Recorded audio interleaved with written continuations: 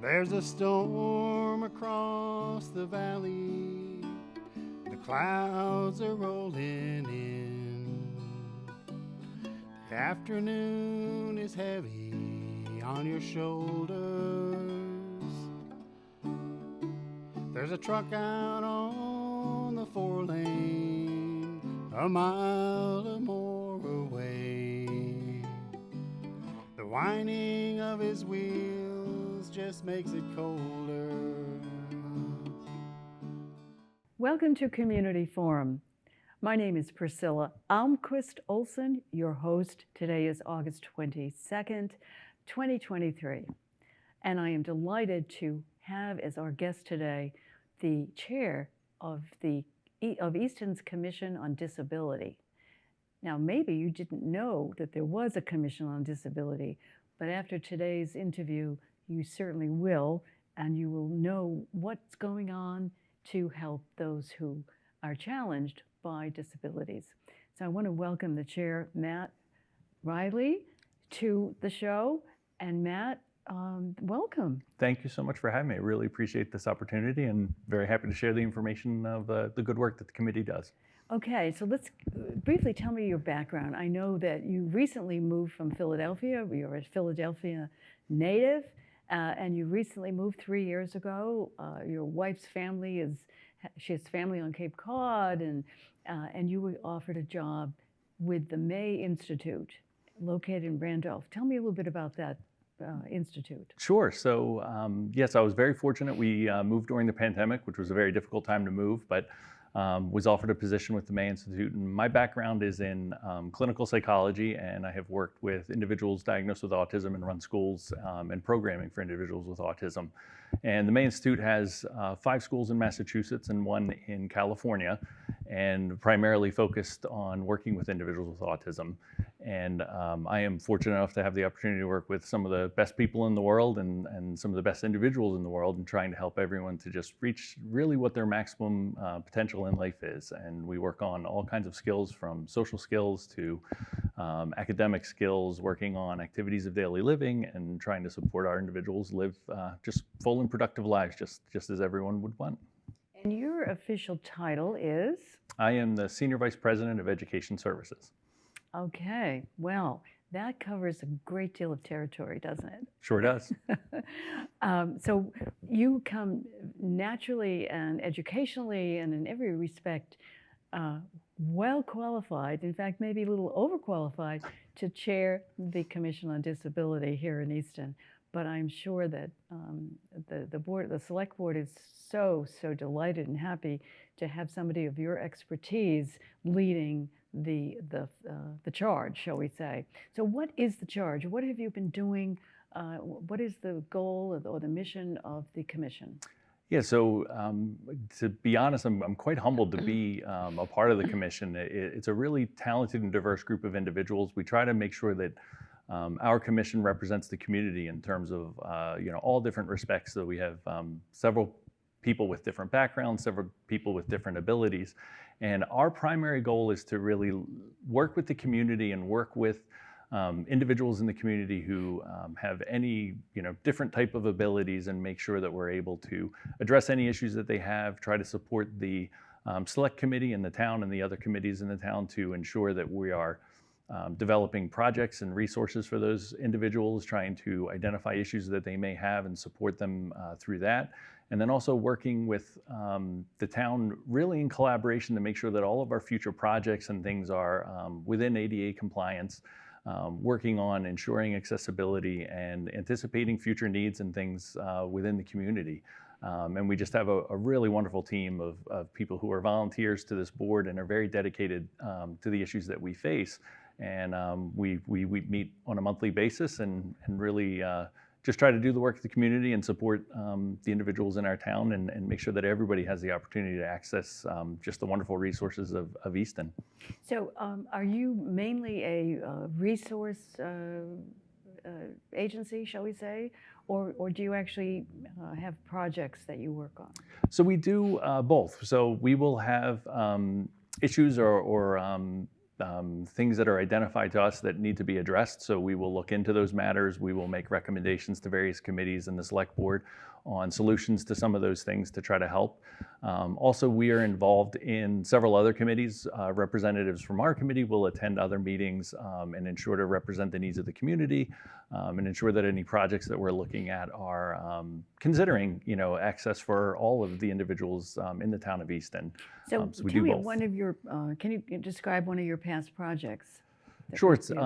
So the playground at the new elementary school was one where we were brought in to consult to ensure that the playground facility at that school was within compliance with ADA. We were looking at the materials and the equipment that was used to make sure that it provides access for the students of the school. And we look at it from a really broad perspective in terms of we want to make sure that everyone is physically able to get access to the playground. We want to look at social opportunities for individuals who may be neurodiverse and making sure that there's opportunities for them to engage in different activities. So when a project like that will come along, we will work alongside the team just to represent issues that others may not necessarily be thinking about, or making sure that as we're addressing things, we're really making sure to include everybody. Good. Yep. Great. And so that's been a successful project. And do you welcome the community bringing projects before your commission? Yes, absolutely. We certainly, during our meetings, we meet on Thursdays typically.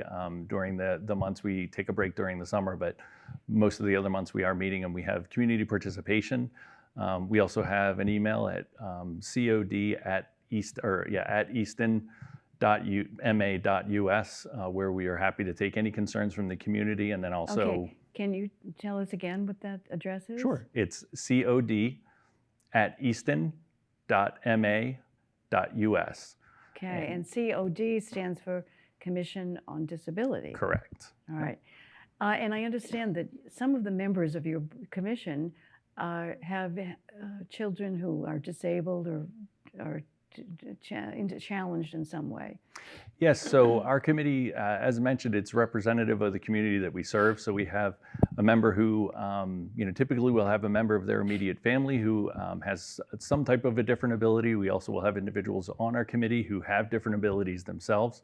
And then we will also have a representative of the select board serve on the committee as well, so that we have someone who can really help us to guide our interventions and make sure that what we're doing is going to be as helpful and efficient in the community as possible.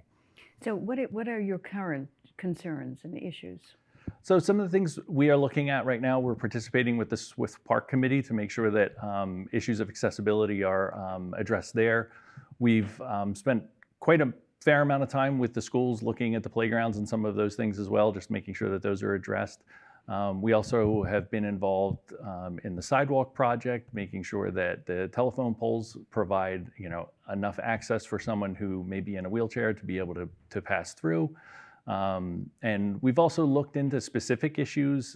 We've received information about local retailers who may be stocking shelves, and there's not the ability for individuals to pass through there if they have some mobility needs and things like that. So we'll work with those employers, and we try to partner with people to really engage them in the process, inform them of things that they may not have known about, and then come up with good solutions that are effective for the community to make sure, again, everybody has a seat at every table. So you must have been dealing with the Chamber of Commerce too, right? In that regard. So we will, again, I'm relatively new to the committee. I haven't had a direct interaction with them, but certainly partnering with the business community is really important, and making sure we're both maximizing the talent of all of the people in the town of Easton, and also making sure that we partner with businesses so they're aware of the issues and concerns that we have to help them to address it as well. So you must get a lot of guidance too and directive from the select board. Yes, we do. And then I have to say the select board is really supportive of our committee. They're very active in trying to get us involved with other committees and other projects, and anticipating some of the concerns that will come up, so that we can respond to things on the proactive side, as opposed to responding getting onto something reactively and having to redo a project or have something that's not accessible or not good for folks. Yeah. Now, have you thought about having a survey of all of the publicly accessed buildings in town to see if they qualify under the rules for disabled people so they can be accessed?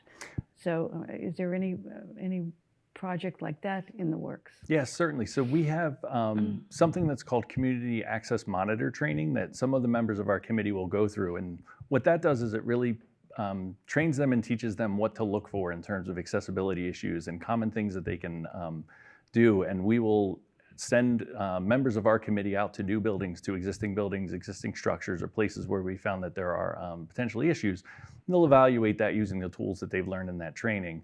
And again, we're able to then really clearly identify what some of the challenges are and present some potential solutions for the committee or the building or the business to consider. So the ADA has certain regulations and rules. Have you had an occasion to exercise those in advising people, business people, where they need to have better access for disabled people?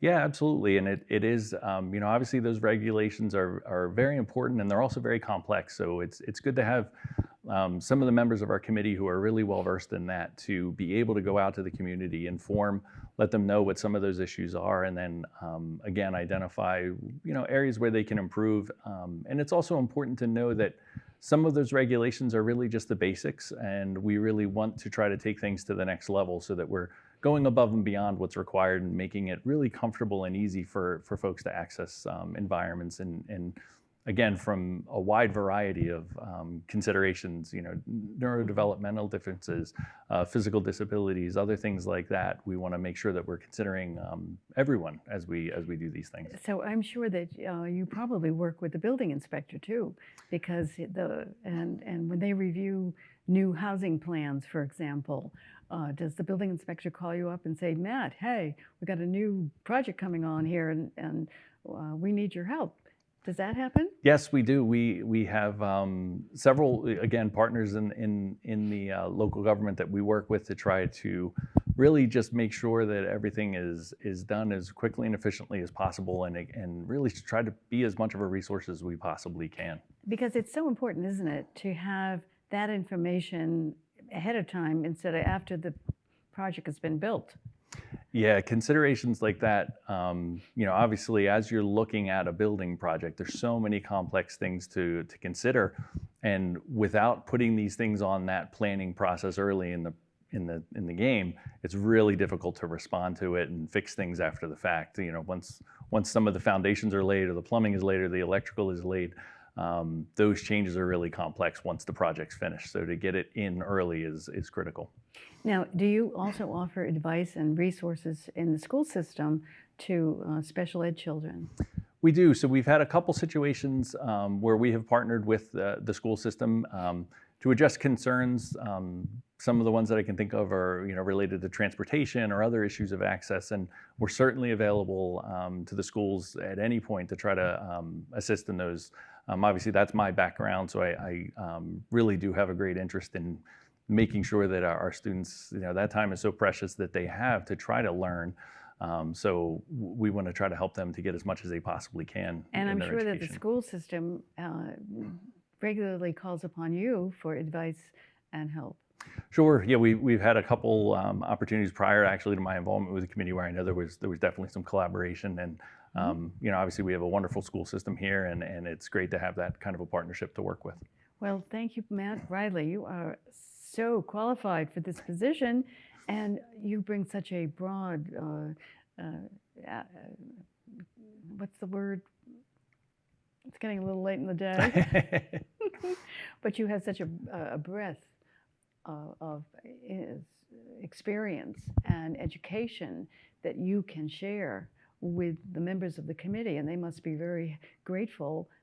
And dedicated as they are, they still need a leader who knows what he's doing and has all of this experience, and you're the guy. So we thank you so much for Oh, taking on that position when I know that you have Executive Vice President of Educational Services for the May Institute, and that has got to be a challenging job, and time, long hours, and lots of challenges, shall we say. I definitely have some long days, but I do have to say, you know, it is such a wonderful team, and this purpose and this goal and our mission is so important that it's a pleasure, and I'm really glad and just happy that they're willing to have me and happy to help them. Wonderful. And we're so happy to have you too. And we're also happy to have dedicated people who share your enthusiasm. And I know one of them is Reverend Adam, I want to say... Rivero. Ferreira? No. Rivero. Rivero. Yep. Yes, Rivero. Adam Rivero. I get it mixed up with Adam Carrero, who's our executive That makes sense. deputy director here at ECAT. But Adam also loves to be on the committee, has such admiration for you, and enjoys the camaraderie and also the work and the challenges. And he, I'm sure, just like you, is willing to roll up his sleeves and get to work and do it. Absolutely. He's made several calls. He serves as our treasurer. He really is just a great support to the community, and he is not afraid to get involved. He certainly isn't. So to wrap this up, those viewers out there who are listening to this, think about what you see in your daily travels. Do you see something that where accessibility for the disabled is not available? Give the call or go online, COA at Easton. ma.us. Okay, that's easy, isn't it? So, and shoot them an idea or a message and say, hey, by the way, you know, at this address, I think you might want to check it out and see if it's accessible for the disabled. So do your part. Be observant, be vigilant, and communicate with Matt Riley, Chair of the Commission on Disability. Matt, thank you so much. Oh, thank you. I appreciate it. And your youthful enthusiasm and energy is, I'm sure, really a wonderful asset for this commission and for inspiring the members of the commission, as you obviously have done, according to Adam Rivero. Thank you so much for joining me today. Yep. And for those of you out there, hope you've enjoyed this program as much as Matt and I have enjoyed producing it for you. Until next time, Priscilla Almquist-Olsen, be well.